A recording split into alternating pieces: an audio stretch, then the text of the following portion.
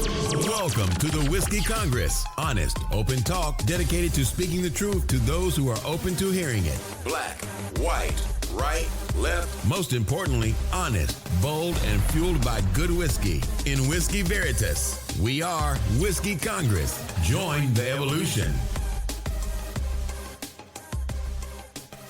Whiskey Congress is back in session. Stephen and I are together in the Cleveland studio on a dreary day where I'm about to return to Baltimore for hopefully the last week. Too much information, too fucking bad. Steve, how you doing? Good. Was that the right way to start off the tenor of the show? Probably not. That's nothing new. Jumping in. So Donald Trump's hush money trial is in jury selection. The actual trial could start, I think, as soon as this week. Mm-hmm.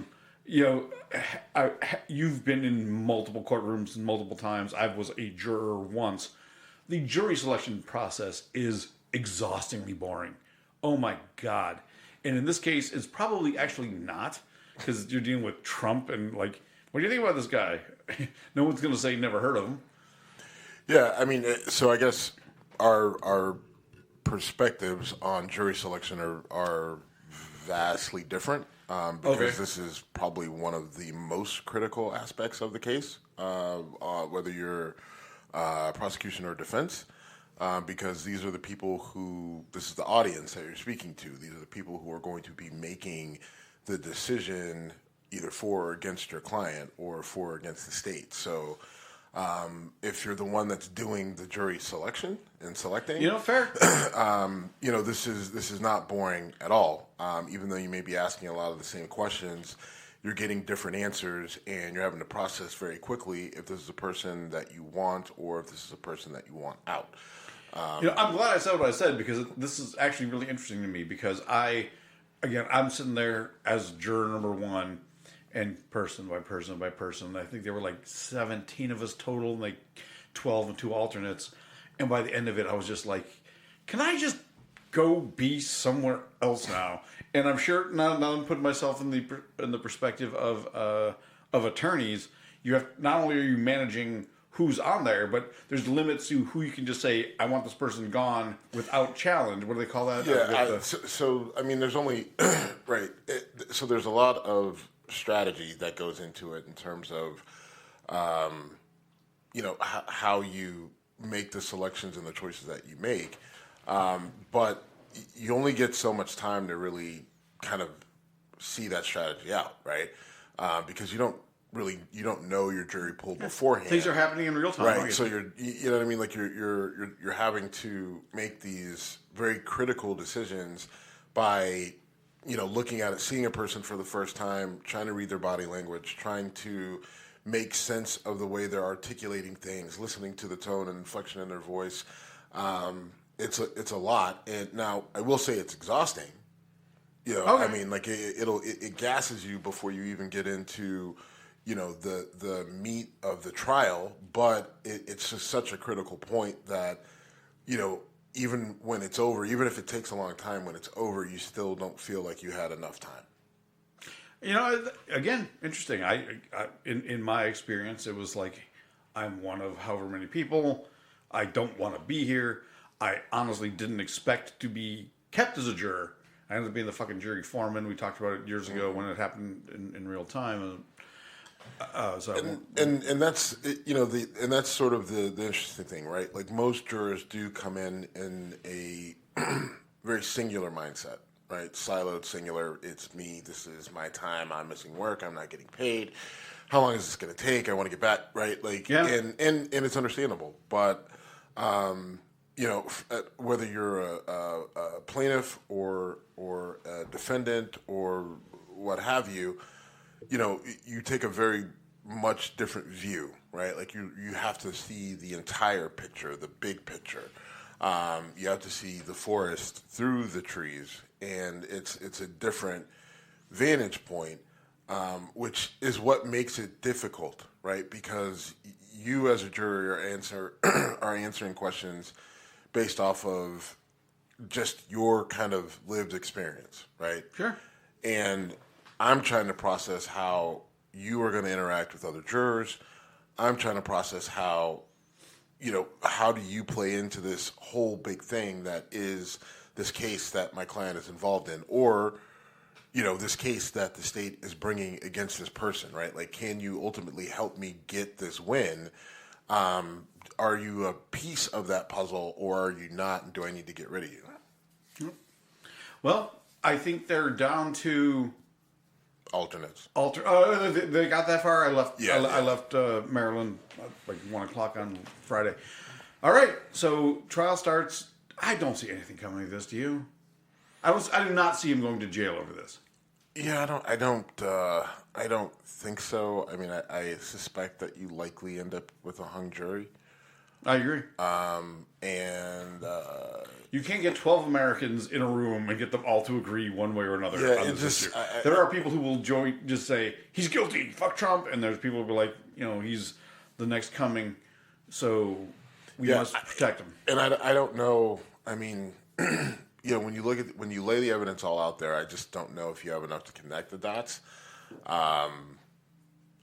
To really make it stick as the law states. So I think you end up with a hung jury, and that's kind of the best case scenario for Trump, because he can continue to play the victim, but then the victim that's now come out victorious, and he's gonna ride that wave. Yeah, I completely agree with your prediction, and like I said, you put 12 random people in this country together and try to not find one that is so staunchly on one side or the other, even if that's the whole point of the voir dire process that we just talked about. I'm sure it's tough to do. I should have written down the guy's name, but a man from Florida lit himself on fire in a public park outside of the Manhattan Courthouse, ultimately dying from his self-inflicted injuries. We've bantered about cult. What do you really call it? Is cult a big enough word? Is cult the right word? Dudes lighting themselves on fire to support their glorious leader. Well, hold on. Pause. Before you go any further, this guy wasn't a Trump supporter. He was throwing around pamphlets. Okay. All right. So, but I don't know. He had issues. Clearly, lighting himself on fire. His manifesto was pretty kind of crazy talkish. Something about I think Peter Thiel and bank run and cryptocurrency and plot by the government. All presidents, Trump, Biden, Clinton, including Hillary Clinton, Obama, the Bushes, everybody is in on this giant conspiracy, whole New World Order thing. Okay, but that's Trumpy stuff. Dude, that's crazy stuff. Well, stop. Stop. You've got I will stop pairing Trump. Don't to this. Just because it's crazy doesn't mean it's Trump. Although if it's Trump, it's crazy, right? But I mean, in this particular instance, all bourbons are whiskeys. Not all whiskeys are bourbons. Yes, like in this particular instance, let's be fair. Right, like the guy was just a nut job. He's got proximity happened to be. He got pictures. Well, I'm trying to, because you were taking us down the way wrong road. He's got pictures with like Clinton and Newt Gingrich and somebody else, like photo ops. Arm around him, but like wearing a Bernie shirt. So I don't know what the guy. I don't. His political leanings seem like they are probably more far left than far right, and his rantings about cryptocurrency, New World Order, dark takeover stuff. Because he said Trump was in on whatever it is, along with Biden and everybody else. So I think the dude was just fucking crazy. I'm going to bring up Chris Rock then. Whatever happened to crazy? We just put crazy on a little ass bus. All right, dude, just crazy. It's wrong of me to put him as a Trump. And did you so Elon Musk?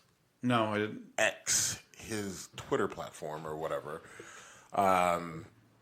They let videos go for a while of the entire incident.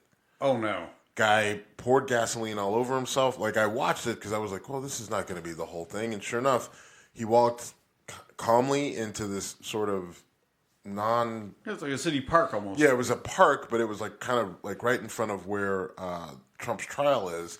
But they had an area that was like roped off, and he walked into the roped off area, covered himself in gasoline out of a can, or not gasoline, lighter fluid. Okay.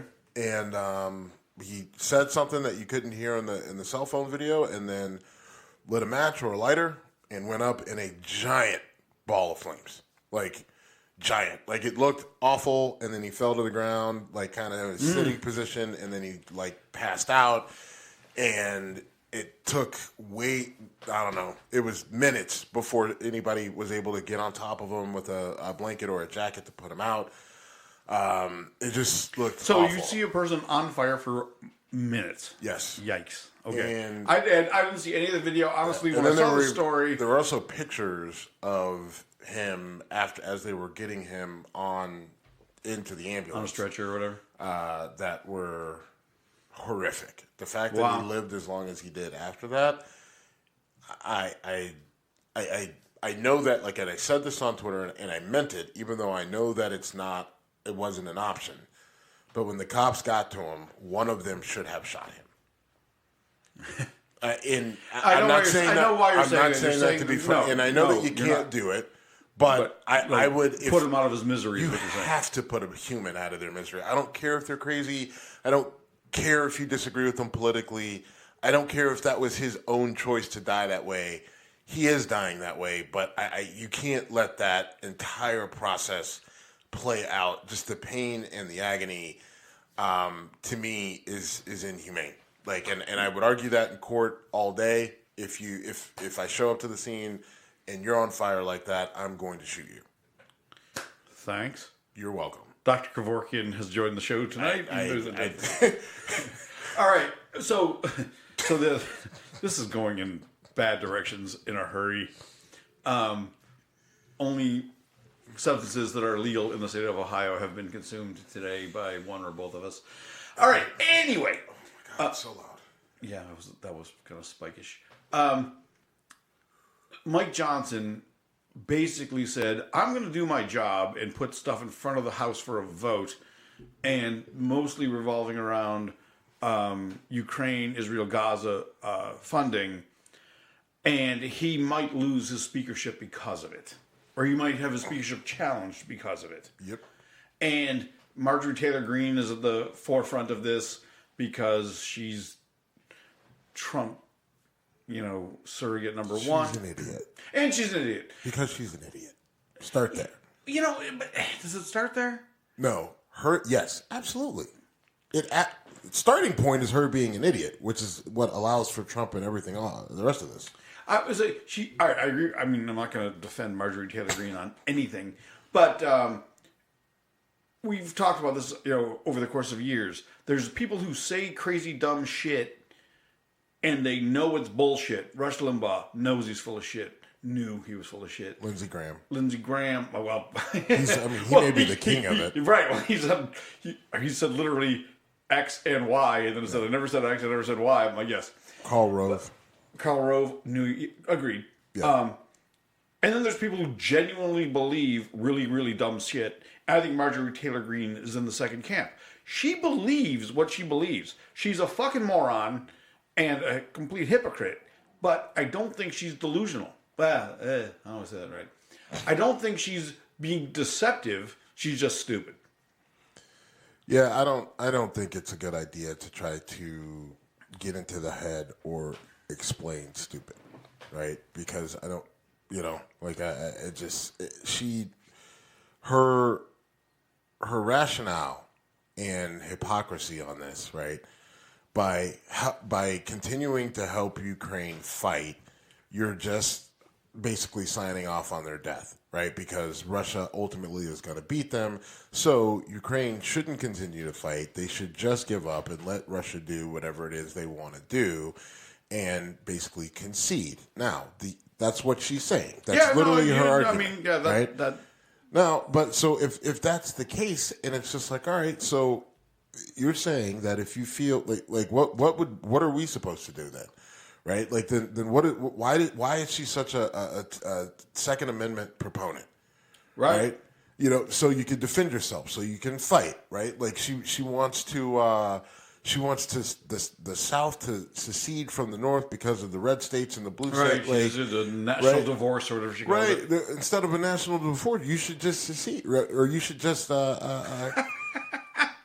you know, I see where we're going. No, good yeah, point. you see what I'm saying? Yeah. Like, you should just give up, right? Like, and cede to the fact that, like, it just, I don't know. She's an idiot, right? And when you try to explain idiots, you just basically end up looking like an idiot yourself. You know, and this also showed her, right? Like, she's upset because she didn't have the influence that she thought she had, right? She had this false sense of security because she helped lead the charge to get Kevin McCarthy booted, right? Her and Matt Gaetz. And so after that, they're like, all right, well, now we have our way. Now we have control. Now they see that if they fuck with a blah, blah, blah. And Mike Johnson didn't care. He took the risk. Now, so we'll see if they actually challenge to vacate.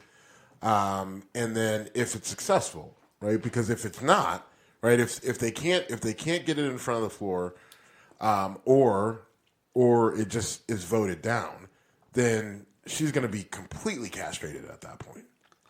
You know, it's going to be funny because a few Republican members of Congress have said they just want him to resign, so therefore we don't have to go through this process.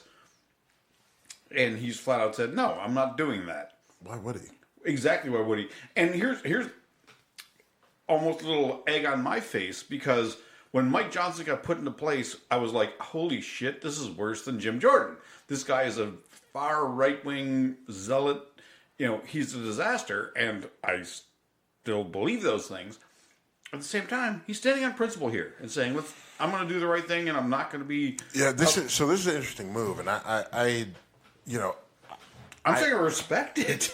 I mean, you said it earlier when you said he did his job, right? Yeah. So I don't know if I'm going to go crazy patting his back because he did his job. Now, you can look at it and say, given the circumstances, considering how low the bar has now been set by the Republican Party and the GOP, and especially in the House, you're not wrong. But at the same time, I'm still not going to go crazy to give the guy a ton of credit here. It was the right thing to do. But we also now, let's see what else he does, or if he does anything else, right? I think we're on the same side of the issue. It's just a matter of where we stand next to the bar of normalcy, because the bar of normalcy has been... Look, this is critical, right? Because Ukraine... Look, whatever the argument is for allowing Russia to overrun Ukraine and stop funding them, I don't think is made in good faith, right? You know, because if you're arguing that, then that means that you're saying that you trust Vladimir Putin, and that you believe that this is just a one-off sort of scenario, right? And you have, you know what I mean? Like he's not going to go into some of the Baltic countries. Poland, he's not going to go into Poland, right? Like then you're telling me that you believe that, and I can't. Given, like, you can't trust this guy. He's got a history of not being trustworthy. Just because he murders his political right? opponents. I mean, he literally and it's not the fact that he murders his political opponents is not something that people are just kind of willy-nilly pulling out of the... And there's nobody that's even denying that. He barely denies it. 100. I mean, so this is not the guy that I think that... Was it Levichenko? Who was the spy that he murdered with the poison tea? And that was like I didn't do exactly this. I did, something, whatever. But there have been like 20 people that have gone through windows in Moscow. I remember we were doing the show, I don't know, probably about 6-7 years ago. And there was about a good, I don't know, 2-month period where like 4 people, it was like every other week somebody like fell out of a window, fell off a balcony, right, accidentally, and they were all like either oligarchs or not even political rivals, just political associates of Putin. No, I don't want to be an asshole. Well, I'm going to be an asshole. Before you got sober, you said how much you would love to party with Vladimir Putin. I said with bears on chains and shit. Look, I did, and that all changed. I think I even acknowledged on the show when that all changed when he invaded Ukraine. Okay. Yes, Okay, yes. like so. I mean, like, look, my willingness and hypocrisy can only go so far, right? Once you start invading sovereign countries, I'm not suggesting you were made a Putin fan. I'm saying I remember you saying how much fun you and Vlad would have. Again, you've been sober for 5+ years now. Yeah. So, I just I don't. I'm just listen. You just always have these I also fucking never videos of shit that happens in Russia. Like, look, I don't think that partying with Vlad,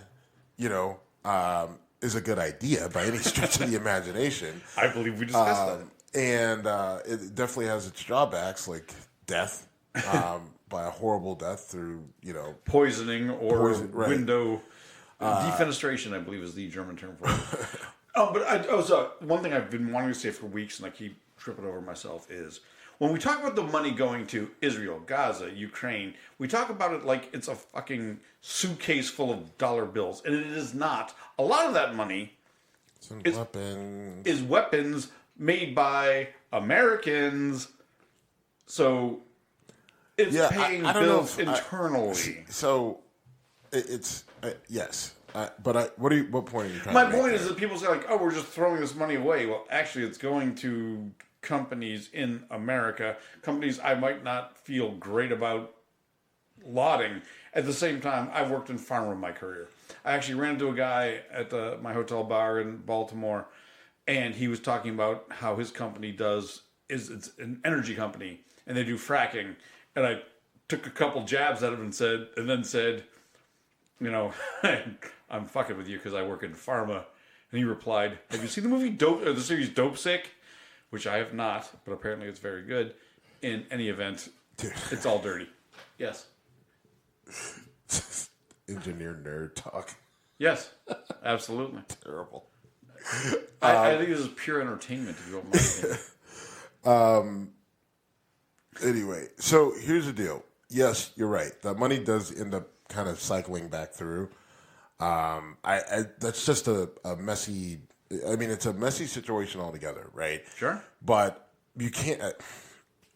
I don't know if trying to justify it by saying the money still cycles back through U.S. companies, and those U.S. companies are like pretty notorious because of what they do and what they make and what's going over there. I don't know if that's the best argument, But I get what your point. I mean, if you just stop and say, "Hey, that money's cycling back to the U.S. because we're making I don't know. It just doesn't, because hey, we're making the weapons that are going over there and blowing up the, Russian Air Force. Yes, 10,000 children in Gaza. Well, okay. I was thinking Ukraine, but yeah, but I mean, Israel, no, the Israeli weapons come from us too, and it's really interesting to see. Like, I flew back home, and the number of billboards I've seen that talked about Israel needing to, change their military policy. We've talked about this on the show a lot, and point the finger at the U.S. We've got definitely have our there's blood on our hands for sure. But having said that doesn't mean you have to ignore right. Like you don't ignore, and we got a lot of positive feedback for our aggressive take on that. Not that it should be that. So I read this really fucked up story that the Israelis have drones that emit an audible sound that sounds like a woman crying or a baby crying, and so it's a drone. And then people come out to see what the sound is, and they're shot and killed. And now they've kind of figured it out. So if they hear a woman or a child screaming or crying out, now they just don't go out and they don't check. Which is awful in a different direction. But, I mean, right? like, that's... right? And I say that, but that's technology that we probably paid for. You know, I mean, that's for the majority of my life, I've been a pro-Israel guy because I always took the stance of they're the only democracy in the region. They're being attacked. It's the right stance to take. At right? the same time, it's the right stance to take, but the issue is that I got into an argument with a buddy of mine who's a veteran who fought in the Middle East, in both Iraq and Afghanistan, and I brought that up to him, and he had a very visceral reaction, but not to that. It was more of a good kill them all sort of deal. Push them all in the ocean, and I'm like, dude, that's pretty fucked up. And his arguments are: one, you have no idea the horrible shit that we did in Iraq and Afghanistan. So criticizing what Israel is doing is pot, meat, kettle, which is the point that you were making earlier. Not happily, but correct. And then his other point was, look, and I'm not supporting this, but it's just, this is his lived experience. He said, you guys are so worried about the women and children. You have no idea how many women and children ran at us with AK-47s and bombs strapped to their chest and, blew up our vehicles and did this and did that.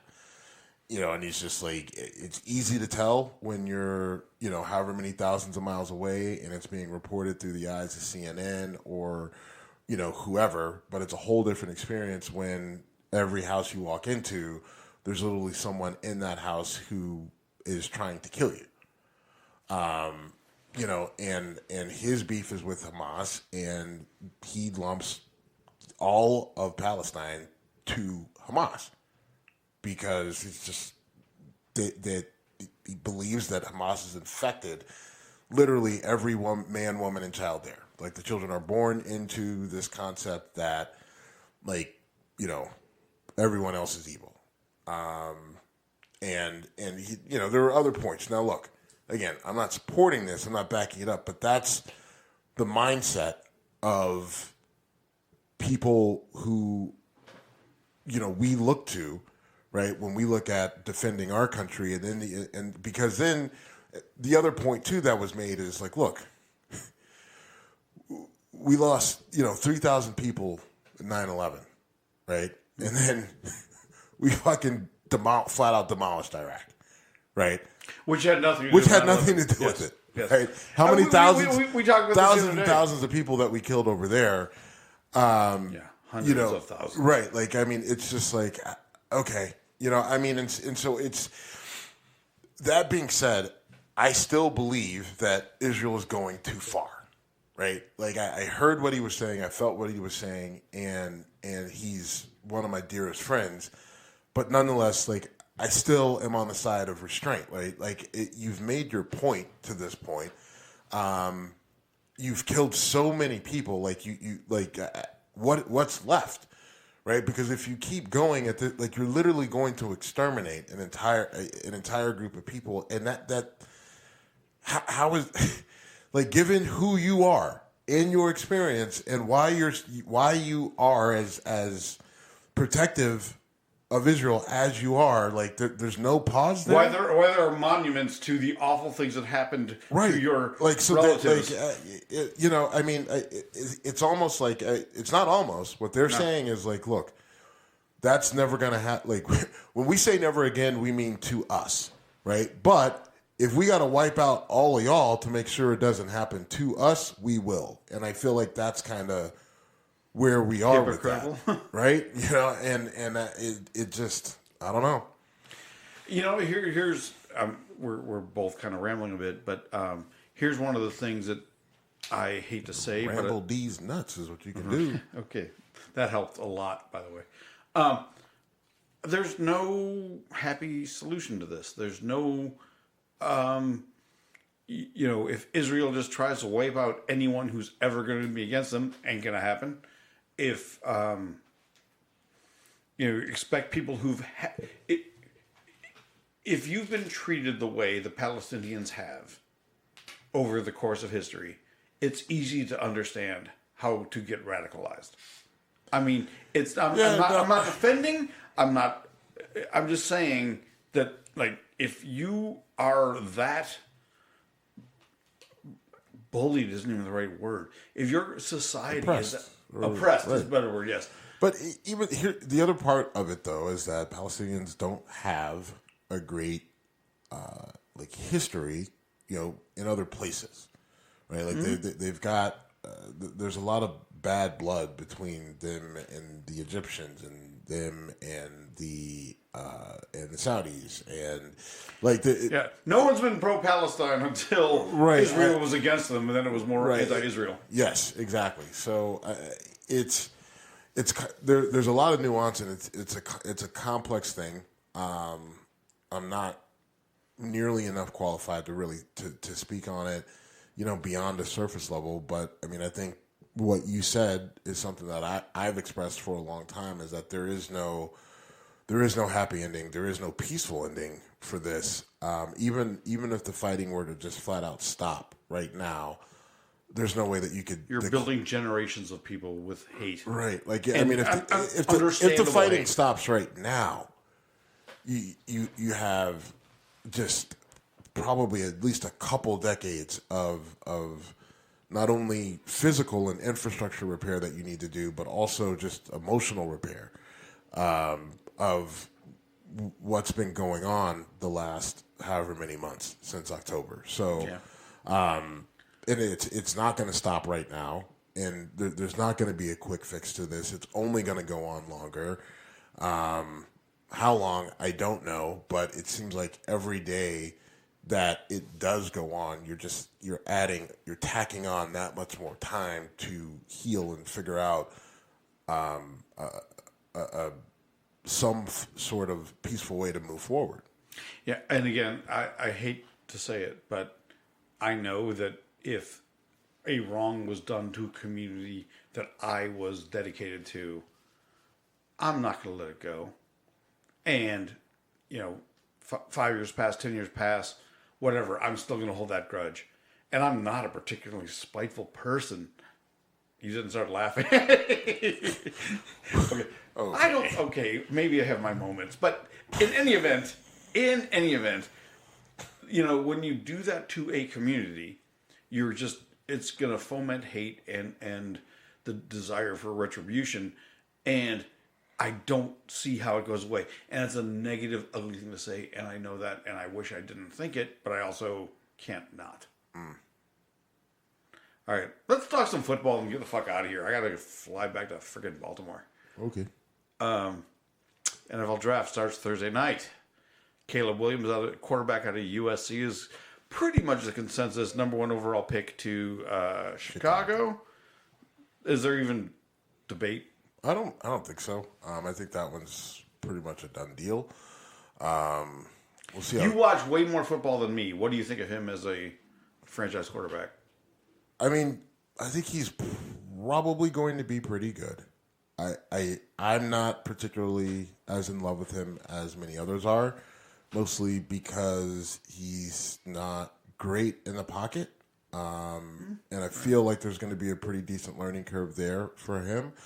And he'll probably eventually get there because he's plenty talented enough, especially out on the edge. I just don't know if he's going to be able to get away with some of the stuff that, in the NFL that he's able to get away with at USC.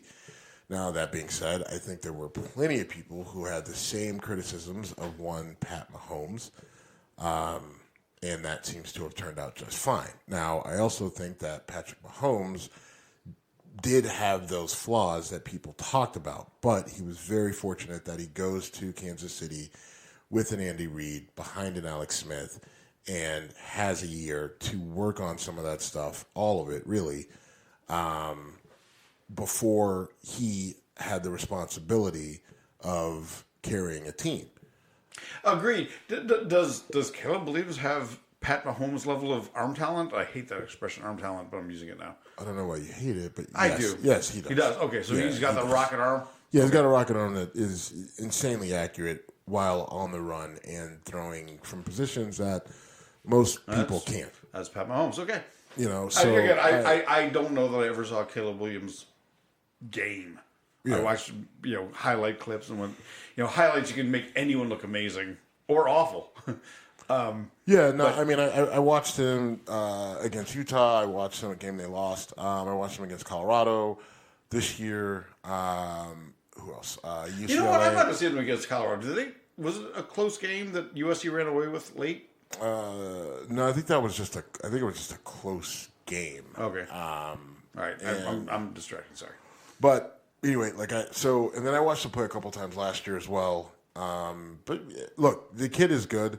Like I said, I'm not as in love with him as others are. And I think really the draft probably actually starts after he gets picked, right? Because then, the questions are who's the consensus number 2, right? Is it Washington at number 2? I think it is. Yeah, it's the Commanders with that pick. So, are they going to go with Daniels out of LSU, or are they going to go with Drake May? Michael Penix Jr. on the table. J.J. McCarthy is shooting up.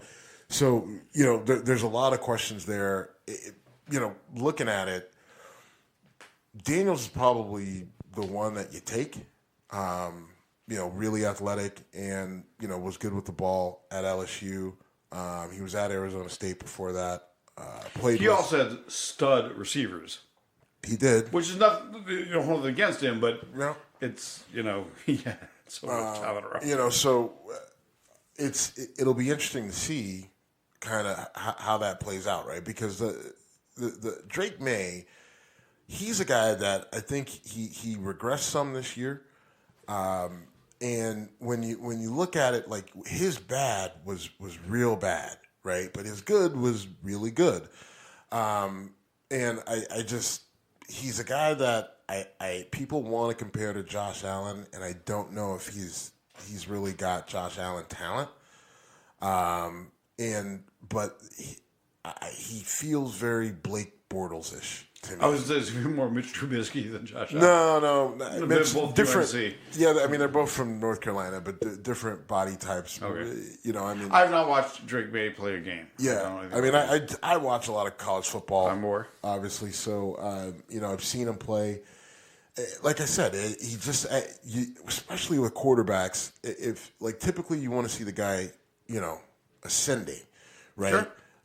You think of Joe Burrow, right? Like he, didn't play at Ohio State, had an okay year at LSU, and then boom, had an amazing year at LSU, and then ends up getting goes number one overall, right? You don't really want the guy who had a really good year and then followed it up with this is not a great, Sure.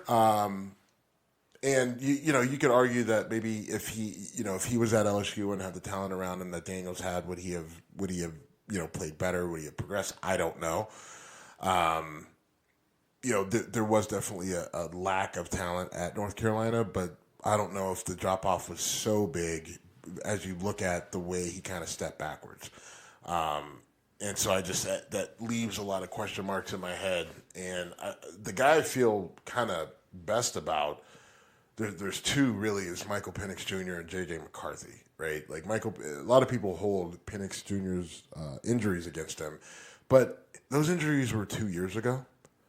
And yes, he's older. Washington? Yeah, he was out of Washington. He had started his career at Indiana. And last 2 years was at Washington, played really well, played all the games the last couple of years, stayed healthy. His injuries were early. And he's still young. Like people are like, he's 25. Like, okay, yeah, he's a 25-year-old human, right? Like, right. They're young, they heal, they bounce back. He hasn't been injured. Tom Brady played till he was 42, folks. Right, exactly. Like these quarterbacks were playing for 20 years. So, and Tom Brady and Ben Roethlisberger, they started their careers in the early 2000s, and I think there was a huge medical and technology leap from when those guys started to towards the middle end of their careers that extended their careers. Sure. And so that's only going to keep up. So my point is, with a guy like a Michael Penix Jr., I'm not going to look at those injuries the same as such a determining factor, because you've got time from when they occurred to where we are now. And you look at his overall production, you look at his accuracy, you look at his ability to throw all the balls. He didn't play a great national championship game. That's that's a fact. You can't really hide from it. He made some good throws in that game, but he also made a lot of bad throws, a lot of inaccurate throws. But that doesn't kind of erase his, frame of, or his book of work, body of work. his body of work up until that point. And he's a really productive kid. I mean, just has a great arm motion. Right, the ball it's really efficient. There's not a lot of waste in it, and the ball just jumps off his hand and gets to its target the way he wants it to. So, but JJ McCarthy, everyone's beef against him is that he didn't throw the ball that much. It's like he didn't really need to, right? I like him because you've got a guy who played in a pro style system.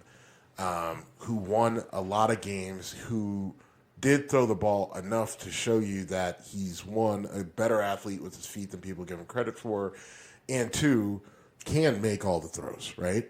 So I guess I don't know if I want to penalize him because he didn't have to carry his team. I don't know. I don't know if I penalize him for that because and here's my other thing too. We know he's good at what you would want. You bring a young quarterback in, right? You're going to want to protect him. You should want to protect him by running the ball, using play action, playing good defense, right? Limiting his throws, limiting what he has to see, and trying to create opportunities mid and downfield, through other mechanisms like play action, so that he can get some easy throws and get some easy wins. Right, like so. If I've got a guy who's already good at that, right, then I could plug him in and do that. But I could probably transition into some more complex concepts sooner, right, because he's already ahead of where some of these other guys are.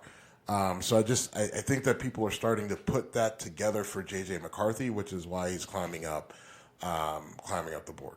Well, I mean, you're obviously, you just made your case. You're the most positive JJ McCarthy person I've talked to about this. Now, I don't watch nearly as much college football as you. I'll acknowledge that. I also do not like the University of Michigan. I'll acknowledge that. Like I said a minute ago, that you can, if you watch highlight reels and you pick out 15 plays of JJ McCarthy, he looks like a stud. He's on the run, like you said. He's athletic. He's got a good arm, and he threw a few just lasers. So, here's the problem though with that argument. I'm not even okay. Go ahead. Well, the problem is that if you say, all right, get rid of the highlight reels. No. But if you say get rid of the highlight reels and let's do a cut up of his bad tape, there's really not much. Okay. And I'm not. That doesn't mean that he doesn't have flaws, but he just doesn't have a lot of bad film. And so most of what you're seeing when you see that's his tape. It's mostly good because they didn't need to throw a lot because they had this ridiculous offensive line. They could run the ball. Defense. They had ridiculous defense. Corum and the running backs were really, really good and effective, and they had that shutdown defense. He didn't need to he didn't have to do a lot, but what he did well. And he did it consistently. A national championship. I can't deny the obvious. I think the kid's record is 15-3 or 15-2 or something ridiculous and that. I'm not. Nothing you said is refutable. I mean, he did those things, and those things happened. I think some of this is you don't like Michigan. Right?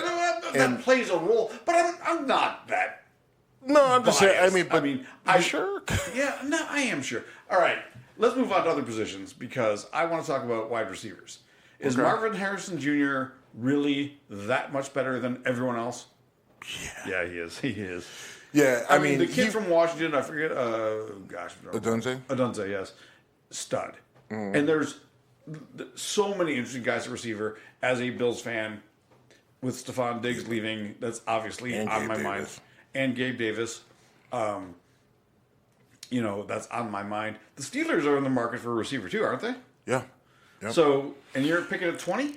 Yeah, we're picking at 20. If the Steelers draft a receiver at 20, I would lose my shit. I don't. I want this so much. I don't think that they would. We haven't taken a receiver in the first round since, maybe Santonio Holmes or Plaxico Burress.